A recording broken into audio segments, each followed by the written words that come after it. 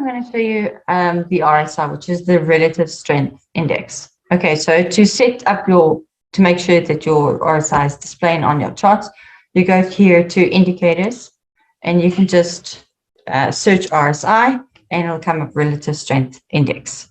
Okay, so you can just click on it, and it will add it to the bottom. Okay, so what the relative strength index is obviously the strength of the buyers or the sellers.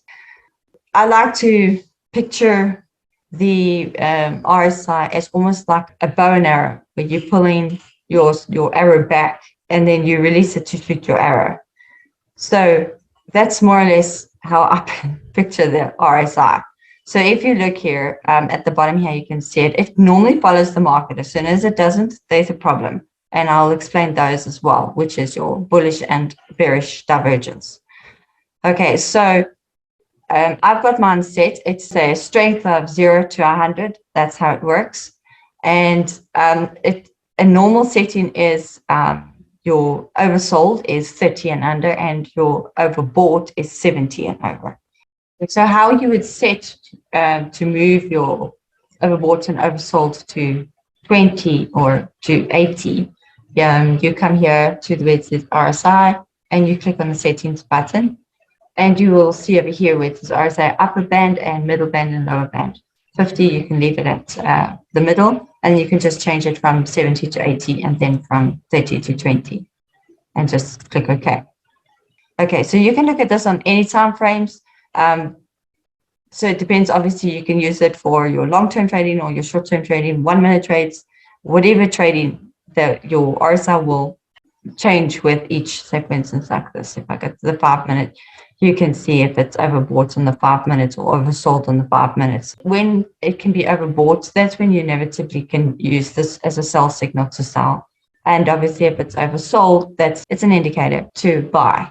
Okay, just remember as well that it can stay overbought or oversold for a long period of time. It doesn't necessarily mean it's going to hit that point and then go down and start retracing. So you can have it oversold for a while or overbought for a while. Okay, so it is just one of the indicators. And with that, to complement other indicators, you can work out more or less what the market's going to do. Okay, so over here, you can see, I really want to get in the oversold positions, and I want to really get out of the overbought positions. That for me is key. So as you can see over here, the strength of the market was really, really high, and it became overbought. Okay, we still went up with this movement, even though it was overbought. But the strength of the market started decreasing, or the strength of the buyers really decreasing, even though the price was still increasing. Okay, this is not a good sign, but obviously it lasted for a long time before it retraced. Okay, and then as you can see, when it dipped and it became oversold, it bounced and went up. So these are where you want to get in. You want to buy the oversold bounces, where the RSI is also showing oversold. Okay, over here as well. Okay, it never got overbought though. Okay, over here. But I mean, you can take profits. There's no harm in taking profits. Just remember to take your profits. Treat each dollar as your loss, because if you don't take profits, somebody else is going to take those profits. Okay, so obviously you would have taken profits somewhere. These were good signals to take profits on when these wicks become bull traps.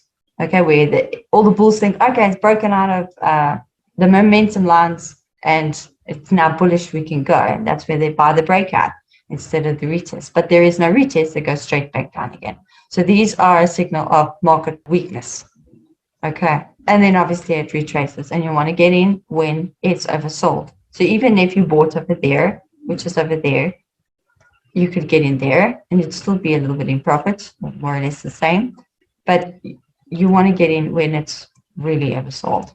Okay, so that's where you want to buy in, and that's where you want to sell. So you want to sell, even if you sold there, you would have taken advantage of this gap here, and then sold again because of these wicks in and out, and then bought in at the bottom again when it's over. Okay, so even if we go back a little bit, okay, so you can see over here we had a nice peak and it was oversold. You sell. You buy the bottom. So even if you bought there and it was oversold, it went lower, but it wasn't, the market strength wasn't so great. So it shows that it should go up. Okay, I'll explain those in my next video. Okay, so, and then obviously here, you can see, again, you get a nice spike and it becomes overbought. You get out and you buy the bottom again. Anywhere close between the 30 and the 20 mark on your RSI. Okay, that's when you'll get in again. And then you wait for it to go up there again. So this is where you would have taken advantage of this ride and then sold at the top there. Okay, just remember that this is one indicator and you can use it with other indicators to determine whether you want to buy in or sell.